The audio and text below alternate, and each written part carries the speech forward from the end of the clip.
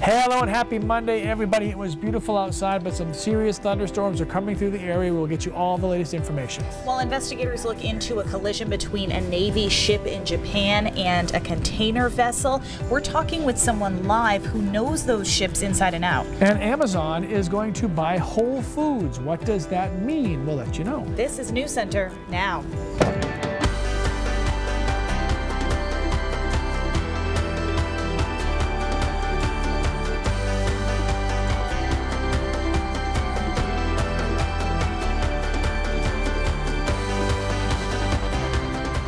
The wind is whipping, the rain is coming down. Major thunderstorms are rolling into town. Hello, everybody. I'm Lee Goldberg. And I'm Amanda Hill. We actually do have just a few power outages right now. So far, not so bad, but thunderstorm watches are in effect through most of Maine. Todd Guttner joins us with a first look. Hey, Todd.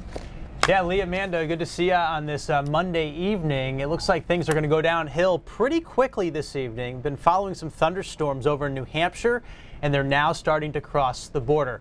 First and foremost, there's a severe thunderstorm watch in effect. That's that big box in yellow till 8 o'clock this evening for a good chunk of Maine and a good chunk of New Hampshire. Now, within the box, we have some areas of concern. There are three. The first one is right here along the Maine-New Hampshire border. There are some nasty storms that are crossing into the Shakopee Valley right now.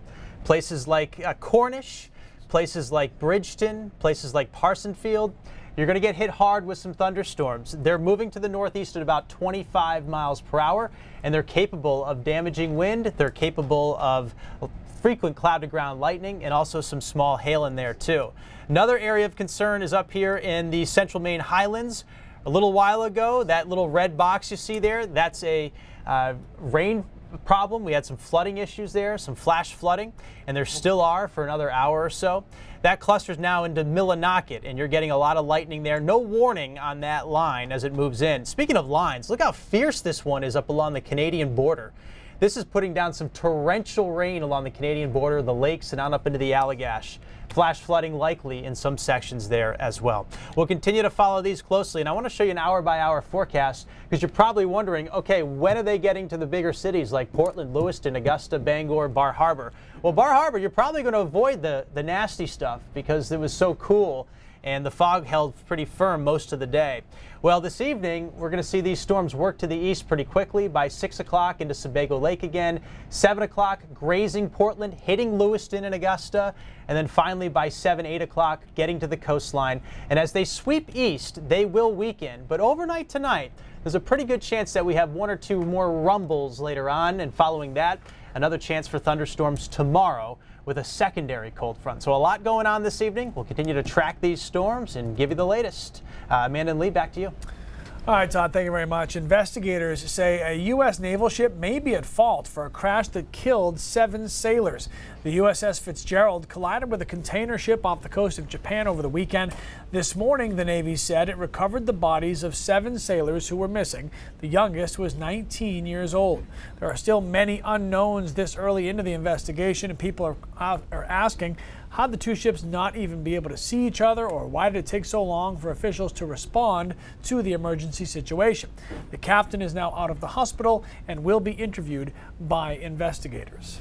Now, the USS Fitzgerald was built in Maine at Bath Iron Works. It was christened in 1994. Bath Iron Works also built a sister ship of the Fitzgerald, the USS Curtis Wilbur. And that ship was under the control of retired Navy Commander Christopher Monroe for 2 years. And he joins us now live in the studio. Chris, thanks so much for coming in and talking to us. Well, thank you. We're seeing some of these images. Can you kind of explain where it looks like the ship was damaged? Oh, certainly. So from the images you see through the media outlets, the ship was impacted on her starboard side, but what you're not seeing is the damage that occurred underwater. So with the merchant vessel striking the destroyer's starboard side, there's an enlisted berthing space that's roughly in that area, communications center, and auxiliary machinery spaces. The damage beneath the waterline is likely far more severe than what you see topside. You actually worked in that area for a while. What are sort of the protocols? I mean, how could something like this happen? Sure. Well, two parts. So the protocols, the ship is, the crew and officers are trained to respond to casualties, whether it be from battle damage or whether it be from an incident such as this that occurs on the high seas. The protocol is for an immediate all-ship response, so all hands respond through damage control efforts with the priority to deal with the flooding and contain it. That was perhaps the greatest risk to the crew, and the ship in this instance was the risk of progressive flooding to adjacent spaces. So again, one of the questions is, how does something like this happen with all the technology there is? Oh, absolutely, and that's on the foremost of everyone's mind. I'm speaking with the other maritime attorneys at the law firm, and we're all thinking of that same very question. This ship was equipped with the best technology, and quite frankly, the best sailors as well. And they rely upon teamwork and forceful reinforcement of both the bridge watch team that was topside and most certainly the combat team that was installed inside the ship. Both of those work together, hopefully to prevent incidents of this nature, but I'm sure investigators will look more closely at the causes behind this. In terms of kind of who has right of way in passage, with the ship being struck on the right side, does that tell you anything?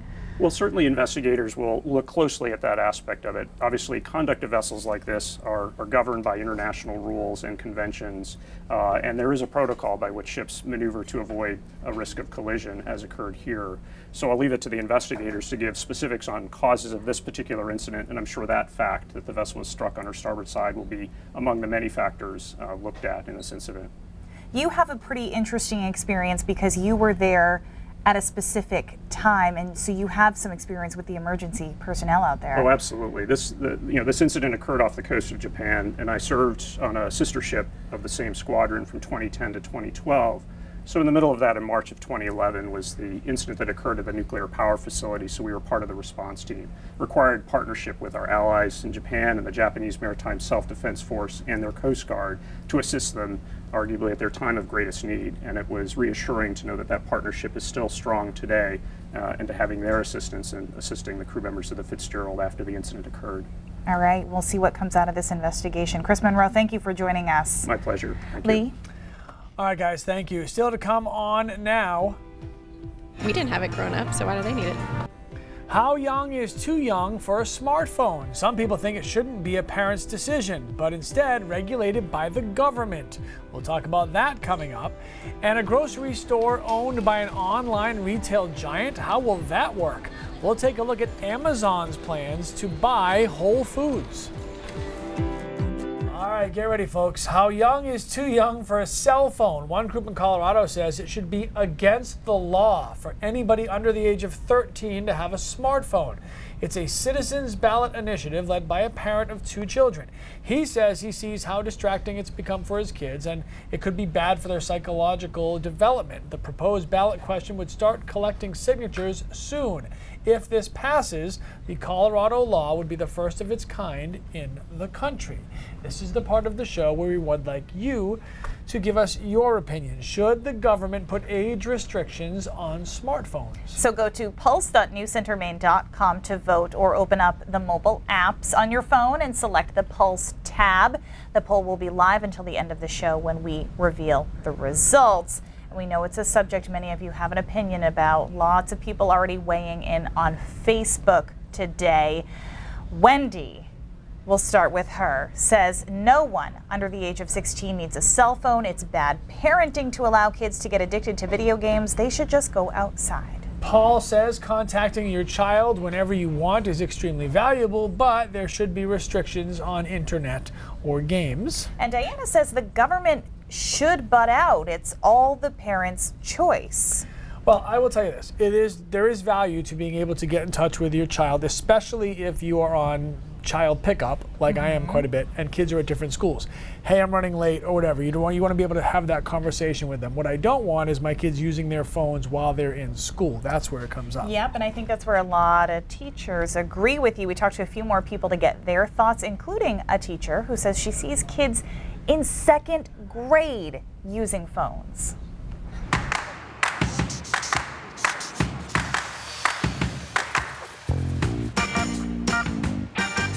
Back when I was 13, I had cell phones for convenience. This is infringing upon people's rights. The parents should decide what's best for their children. I don't know about having a smartphone, which may be a distraction. I remember getting my first smartphone, iPhone, and then just playing, I guess, games. I don't think they need it. You don't think they need it? But we're from Texas, so we're probably a little more. I mean, as a teacher, what do you think? No, and definitely if they brought them to school, they shouldn't be allowed to have them with them. They should be in their backpack. We didn't have it growing up, so why do they need it? What do you guys think? Is 13 too young? Yeah? They're on whatever be their games on the phone or their, different websites or email or texting. It's a distraction. So what do you think is a good age then to get one? High school, when they're driving. That makes sense. I mean, when they actually need it. Yeah, that makes sense. That's a great point on the driving as well, because while my child cannot use his cell phone while he's in the car, I do want to know that he's gotten someplace safely. So he has to put it in the glove box until he arrives, then he has to text me and tell me he got there. So I'm in on that one. Okay, here's what you guys are saying so far. 79% of you say government, no thank you. We'll decide on our own whether or not kids should have smartphones. Yeah, I just don't know that the government really needs to be involved in that. I feel Shouldn't like you know as a all parent? the lists of things that the government can help us with, I'm not sure that one's at the top of the list. Yeah. By the way, you do still have time to vote using pulse.newscentermaine.com or the app on your mobile phone. Okay, severe thunderstorms rolling in. Keith is out tracking the storm, and Todd is right here watching the radar, the weather coverage when we come back. Also, mingling with the people in the city, and you do that when you're in a grocery store or any store. Amazon wants to buy Whole Foods. What this could mean for your local grocery store when we come back. Amazon hopes the days of waiting in the grocery checkout line may soon be over. The internet giant is making a major move into the fresh foods market with the recent purchase of Whole Foods. Now, the deal is not final yet. It has to be approved by the federal regulators, but under the terms, Amazon would buy the struggling luxury food store for more than $13 billion. That works out to about $42 per share. Investors are bolstered by the news, but are shoppers relishing in the idea of a new grocery store experience? Well, Chris Costa spoke to them, and Chris, sounds like there are certainly certain aspects of shopping in person that people kind of appreciate. Yeah, Lee and Amanda, most of the shoppers that I spoke to said that it's that ability to hand pick their perishables, items like produce and meat, that will keep them walking back into grocery stores like this one. Analysts say this merger would involve two huge companies with the potential to disrupt the market, but in ways that could benefit consumers. Brick and mortar grocery stores offer a personal connection for Mainers like Patricia Merrill. Mingling with the people in the city, and you do that when you're in a grocery store. Amazon purchasing grocery giant Whole Foods brings options that don't involve returning a shopping cart. USA Today business reporter Zlati Meyer says the move will force other chains to lower prices. So we're seeing really a lot of hand-to-hand combat in the grocery industry. Whole Foods / Amazon's venture into that will just make it even more exciting and better for consumers. Still no word from Amazon on the specific strategy, but online ordering and possibly delivery could be game changers, Myers says. It's not like towels you buy every few years. This is something you need every single day, so it's something that every consumer will feel every day. It's an awesome service from Hannaford that lets you pick up groceries without ever leaving your car. While stores like Hannaford and Whole Foods already offer online shopping, Meyer says Amazon's strategy of data tracking could attract consumers. But the company has struggled in the past with selling perishables, another reason shoppers enjoy the in-person experience. I like to go out and pick out my produce myself and also just go out so I can get out of my house. But door-to-door delivery could be a big draw for many older consumers. The older you get, the easier it gets if it comes to your door. You had a knife and all of a sudden now you have cannons. It'll be interesting to see sort of how they compete with their fellow grocers. Now again, this deal is not final yet. It still has to be approved by federal regulators, but Meyer says there's one area where there could be a huge advantage if this deal goes through. It's in the area of house brands, brands that the companies like Whole Foods make for themselves, such as their 365 brand. She says those types of brands have been gaining a lot of popularity lately. Lee and Amanda? All right, Coco, thank you very much. Now, Whole Foods stock was on the rise on Friday. Their competitors took a major hit. Nationwide, grocery store chains lost money after the news of the merger. Kroger and Costco were the biggest losers. Walmart lost more than $11 billion in market value after that announcement. It is clear Amazon is moving into the grocery business, and people have some mixed feelings about that. But what about buying a car online? Business experts say that the automotive industry and is Amazon's next project. They launched Amazon Vehicles last year, which allows customers to browse car specs or see ratings. And in November, they partnered with Fiat to help facilitate online car buying in Italy. Over the last month, CNBC reports that Amazon has started to hire top executives in the automotive industry over in Europe, which is a sign that the internet giant may be taking on that market as well. So the obvious question that experts are pointing out is, how do you test drive a car that you bought online? Which, you know, people buy cars online all the time, eBay. That's not terribly new, right? Right. And everybody does tremendous car research before they even walk into a dealership, so they already know more about it than most of the people there anyways. Right, right. Yeah, we'll see. We'll see what happens. Meanwhile, Keith on the road tracking these storms that are rolling through, so let's head over to him because this is pretty serious. Hey, Keith. Hey Amanda, yeah, we're here in Cornish. We're actually looking west over this field. We had a couple of really gnarly looking clouds on the front end of this. There were a roll cloud looking very low based thunderstorms. Now obviously we're in the soup. You know, tracking or chasing thunderstorms is very difficult to do in New England. You have no sight lines, and so you're either seeing the storm from a distance or you end up in the middle of it like this. This is one of many that is training through the area. It's marked a severe thunderstorm, and there was some flood warnings along with it. I have to say I've thus far not seen anything that warrants a severe thunderstorm warning, in that we didn't see any big hail, we didn't see wind gusts that were over, say, probably 40 miles an hour or so. What we do have going on out here in western Maine is obviously heavy rainfall, quite a bit of cloud to ground lightning in addition to that. So I think the bigger risk out here is going to turn out to be the training storms and the flooding potential that goes along with it, because the rain, as you can see, picks up in intensity from time to time with these downbursts that are coming through out of this storm. So nasty day out here in western Maine. The intensity of the rain at the moment is starting to pick up. Let's go to Todd in the studio. And Todd, you know, I was looking at the radar when we were driving here. I didn't see anything that looked like it had very much rotation in it. So the rotation is something that we'll have to continue to watch as we go on through the day. So send it back to the studio for now, guys, but we'll continue to track these storms, see if we can get in on a couple of nice storms as we track back east towards the coastline. Keith Cantori getting it done for us out in the field. Thank you very much. An update for you now on a story we've been telling you about for the past few months. There's a chance that upgrades to the historic Waterhouse Field in Biddeford could happen sooner rather than later. The City Council will vote tomorrow night on whether or not to use $1.17 million in savings to begin the renovation project, which could get the fields ready in time for next fall. The overall renovation project of the field is expected to be about $2.5 million, but this first phase could cover new bleachers, new lights, a scoreboard, maybe an audio system, and some exterior fencing. Other things like a new turf field would be looked at later on down the road. All right, let's check in now with Amanda, who's going to get us ready for News Center at 5:30 with Cindy. Here she is. Ta-da! Ta-da! Hi, What's guys. coming up tonight? We got a lot of stories coming up tonight, including one that really stinks. No, it really stinks. It's about a fish kill that is keeping residents of one town prisoners in their own home because it smells so bad. We're going to show you what the problem is and what's being done about it. Plus, it's a day to remember the past, but focus on making a better future. What makes this day in history so special, do you know? And navigating rough waters, the president deals with a potentially dangerous military situation after U.S.-backed forces shoot down a Syrian fighter jet. Those stories and much more coming up at 5:30. All right, thanks, Cindy. And News Center now. We'll continue in a moment. Did you miss us? Yeah, here we are. Because we're back.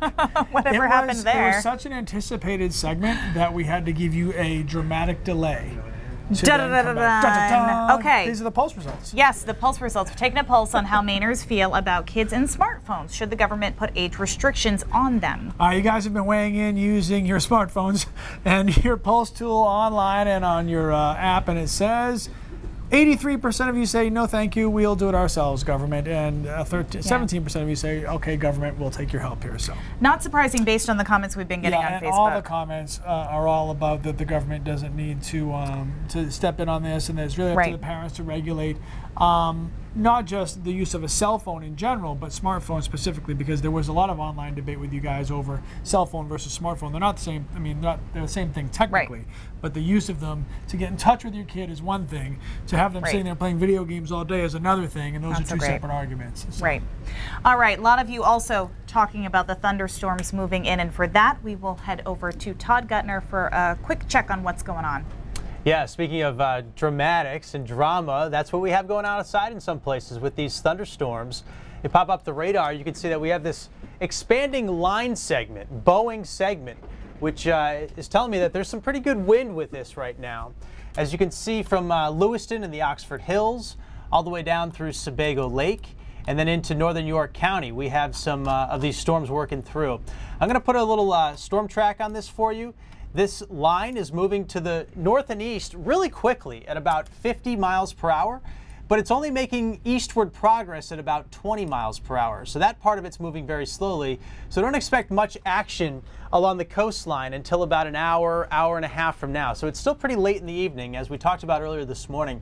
So here's some kind of estimated time arrivals for you in Lewiston, about 5:35, so a few minutes away as this kind of flies into the city of Lewiston and Auburn. Lisbon shortly after that. In the Augusta area, about 6:15, so just after the top of the hour. Now, with these storms, there is concern here for damaging wind gusts and also for some torrential rainfall. A lot of these rains that we're getting from these storms have been putting down some flooding situations. There have been some roads that have been washed out back in the Concord, New Hampshire area. We've also had some small hail, too, reported within these storms, too. So throughout the rest of the evening, we're going to watch these closely. Tomorrow looks a lot quieter, guys. And that's obviously a good thing after a kind of a long evening with showers, thunderstorms, and some of them on the dangerous side.